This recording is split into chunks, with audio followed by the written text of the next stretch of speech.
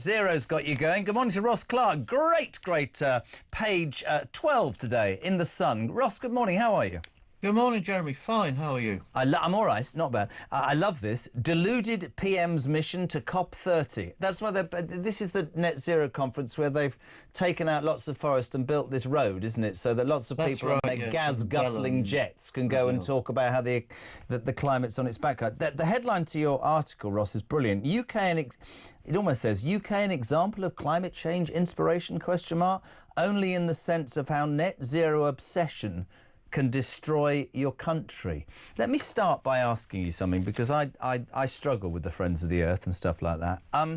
When a country is financially in the hole that we are in, when we can't afford the interest on the debts we've got, why would any government, if it was responsible, be chasing something that costs billions, that nobody else in the rest of the world is interested in being focused on, to the detriment of its own people? I don't understand. No, well, no other country is as foolish to go down the line we are going. I mean, to put it this way, Keir Starmer's going out to COP30. He's going to boast once again that Britain's halved its carbon emissions since 1990. So? Let's just have a little statistical look at this. Last year, Britain's carbon emissions fell by 0.5%. But if you look at household emissions and transport emissions, they actually went up. The only reason our overall emissions fell was because there was a 7% fall in industrial emissions from factories, steelworks and so on. Why was that? Did British manufacturers suddenly adopt new magical carbon-free technologies? I'm afraid not. The reason is because industrial output is down. The value of industrial manufacturers fell by 3% last year. We are simply exporting our carbon emissions to the rest of the world, to gleeful countries like China, who are very happy to make stuff for us and grow rich as we sort of,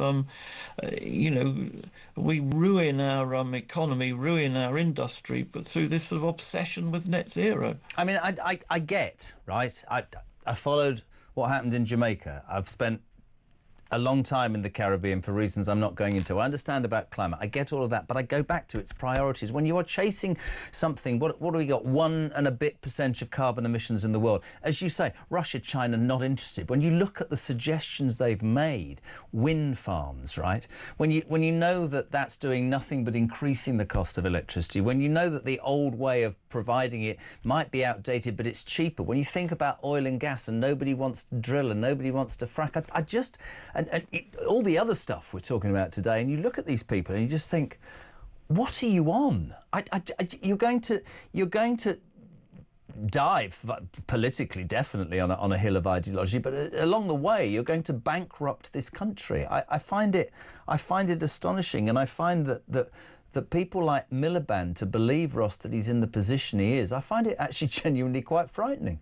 It is frightening. I mean, we've got the highest industrial electricity prices in the world, and still Ed Miliband is in denial about it. He says it's all because of gas prices are so high. Look, US uses a higher proportion of gas in its electricity production than Britain does, and yet its industrial electricity prices are about 1/3 of what ours are. I mean, the reason we have such high electricity prices is because we are trying to work in such a high percentage of intermittent renewable energy into the grid. That requires backup. It requires very expensive backup, short-term, bursts of energy from gas-fired power stations, which are so much more expensive than using them steadily throughout the day. And this is the rest of the world can see this. I mean, every other country, US, China, and increasingly even the EU, can see, that it's cheap energy is what makes the economy go round, and we still cannot seem to see this. We still have a government which, is in this fantasy land of thinking that renewable energy is bringing our prices down when it's quite patently doing the opposite. It's quite interesting, isn't it? Because you talk about this, well, the rest of the world, I think we've become sort of humiliated on the international stage, whether it's financially or in terms of these green issues or so many things. I mean, I wanted to get your reaction quickly to this. So we were talking this morning about Miliband's wind blitz. He wants to blanket the British coastline with 3 times those bloody white things that go round and round. And yet, Ed Miliband, the man who can't eat a bacon sandwich, last week admitted that wind power is less reliable than he expected. And you go, this man's got billions at his fingertips. This man's dangerous, isn't he? I want to make you all laugh, though, including you, Ross Clark, on a Wednesday, to celebrate Trump's 1-year anniversary. He won the election a year ago today. Here is the Donald, love this, talking about wind turbines. Oh, for this sense in the UK. Go, Donald. Wind needs massive subsidy. And you are paying in Scotland and in UK and all over the place where they have massive subsidies to have these ugly monsters all over the place. They also kill all your birds. They wipe out. It's interesting. If you shoot a bald eagle in the United States, they put you in jail for 5 years. And yet windmills knock out hundreds of them.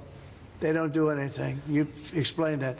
So it's a very expensive energy. It's a very ugly energy. And we won't allow it in the United States. So we believe in a mix, and obviously oil and gas is going to be with us for a very long time, and that'll be part of the mix, but also wind, solar. Has he finished? Sorry, Ross, we believe in a mix. We believe in a mix. Isn't Donald Trump bloody brilliant? Sorry, I'm just kill the birds. It's one of his greats because it's embarrassing foreign leaders in his presence. And, brilliant, I think he did wonderfully there to put Starmer on the spot, and Starmer, of course, couldn't sort of deny what he'd said, because partly because it's the truth, and partly because he's Keir Starmer, and he's doesn't want to ruffle the feathers with Donald Trump. Well, Donald Trump said that wind turbines, and do more than ruffle the feathers, they kill the birds. Ross, great article. Thank you so much indeed. A great column this morning, page 12. UK an example of climate change inspiration, or only in the sense of how net zero can destroy your country? Ross, thank you very, very much indeed. What is it?